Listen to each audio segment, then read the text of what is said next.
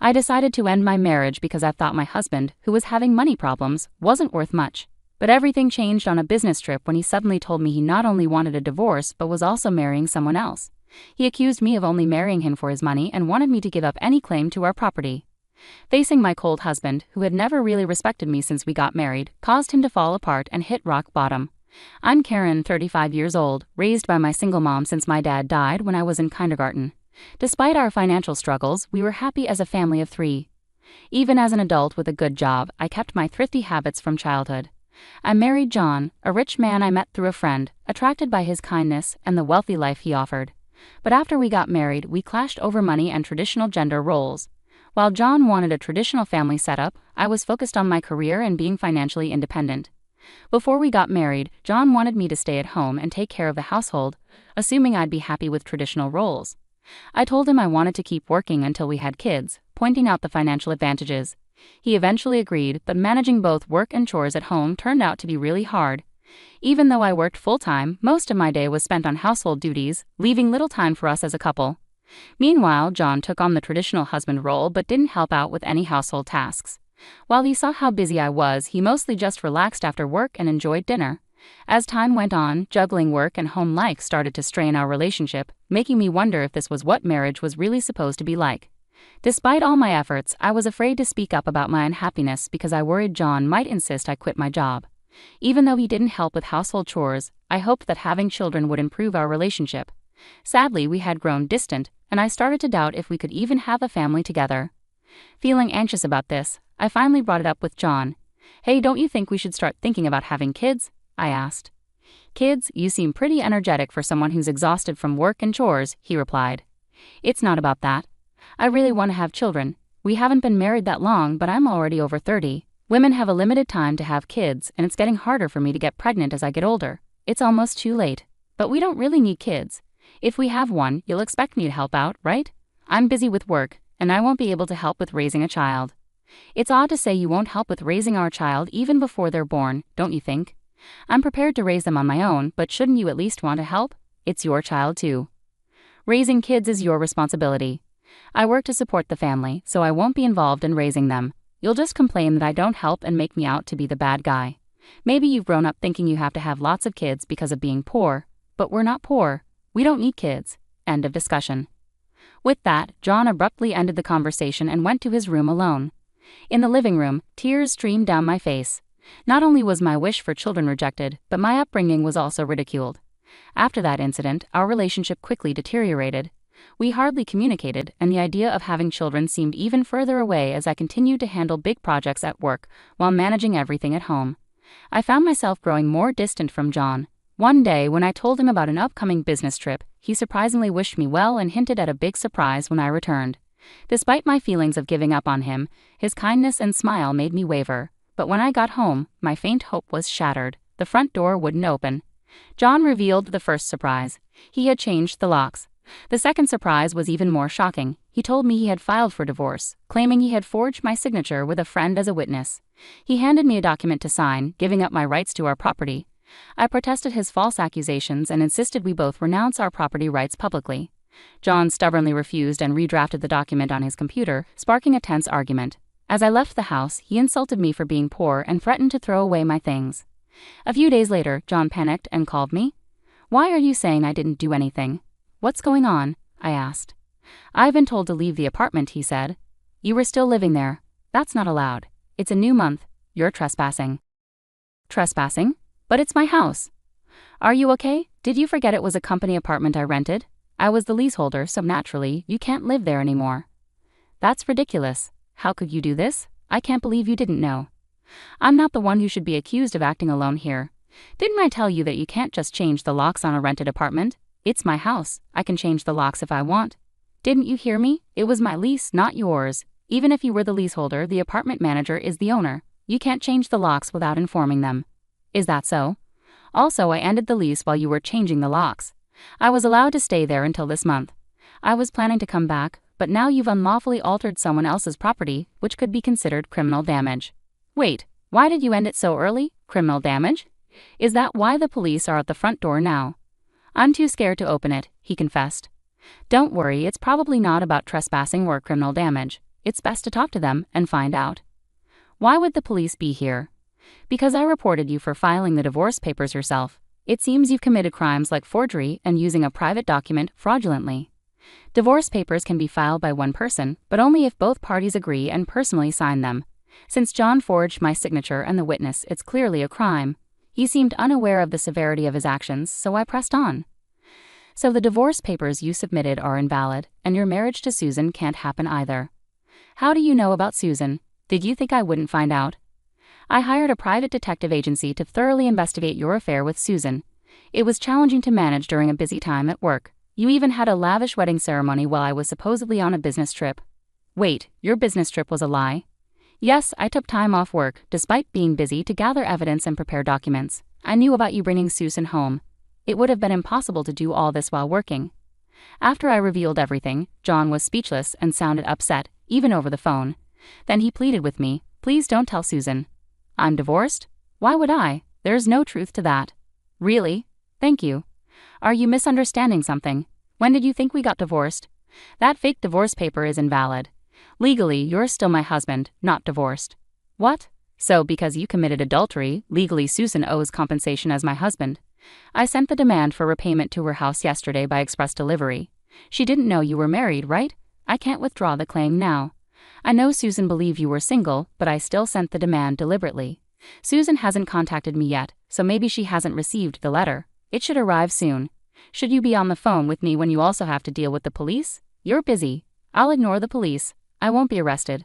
I'm going to Susan's house now to get the letter back before she or her family can accept it. Then he hung up. He probably went straight to Susan's house to wait for the postman at the front door. I knew it would be pointless because the letter was sent as registered mail to Susan only. Even if he waited for the postman, he wouldn't be able to receive it. A few hours later, John called me, sounding dejected. He recounted an incident with the postman. I'm here to pick up that envelope. Who are you? You don't live here, do you? I practically live here since I'm married. I have the right to get the mail. I understand, but I can't give you this envelope. It's registered mail meant only for Susan. What? Just give it to me. No, I can't do that. If you really want it, you should ask Susan for permission.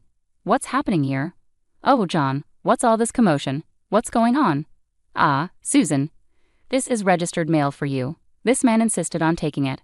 Sorry for the disturbance. I'll be on my way now. What's this? A demand for compensation? John, you were married. What's happening? Sorry, it's just, she's an ex-wife from a long time ago.